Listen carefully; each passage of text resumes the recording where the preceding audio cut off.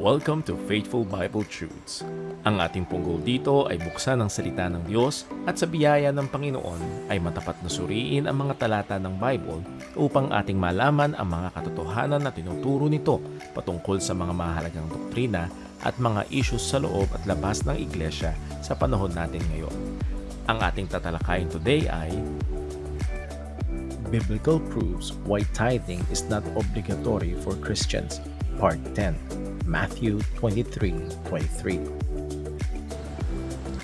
Ngayon po ay ikasampung bahagi na ng ating paglilingkod, Biblical Proofs Why Tithing is Not Obligatory to Christians. Ibig lang ho sabihin, hindi ho bawal pero hindi ho obligatory. Kung bukal sa puso ay pwede po tayo magkuloob ng ating mga ikapo. No? At narito po muli ang ating batayan, mga kapatid. Please bear with us. Napakahalaga po nito. Hindi po pwedeng mag-aral ng salita ng Diyos kung hindi natin alam itong rightly dividing the word of truth. Actually, ito nabanggit na natin sa isa sa mga bahagi ng ating pag-aaral tungkol dito po sa Matthew 23:23.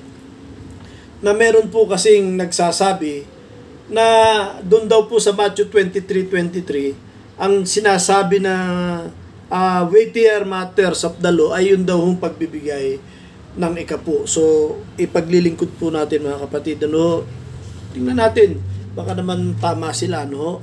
O baka talaga namang ganun na lang ang pagpapalaga nila sa ikapo, kaya po ganun ang gusto nilang lumabas na mas mahalaga yung ikapo. Matthew 23 in verse 23. Ito po, mga kapatid. Sana po yung nababasa nyo, no? Matthew chapter 23 in verse 23. Woe unto you, scribes and Pharisees, hypocrites, pretenders, plastic sa salita natin ngayon, mga kapatid, ano, mga huwad. For ye pay tithes, pay, ano, tax payment po yan, of mint, anise, and cumin. So, maliliit na bagay ay iniikapo nila. And have omitted the weightier matters of the law.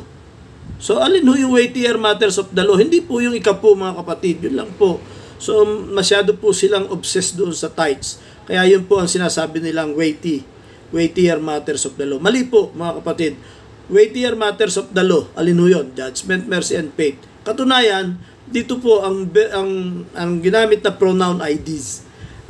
This, ano po, plural po. These three ought you to have done. So, dapat yung ginagawa yung tatlo. And not leave the other undone.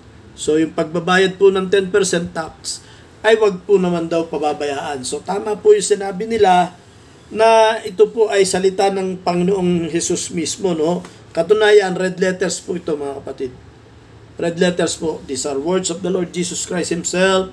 So, Jesus Himself said in Matthew 23:23. Pero isang punto rito, mga kapatid, ito po ay bago mamatay sa krus ang Panginoon. Tama po ang sinabi ng Panginoon. Hindi pwedeng magkamali ang Panginoon na dapat po na huwag pababayaan yung pagbabayad ng 10% tax. Dahil yan po ay tax.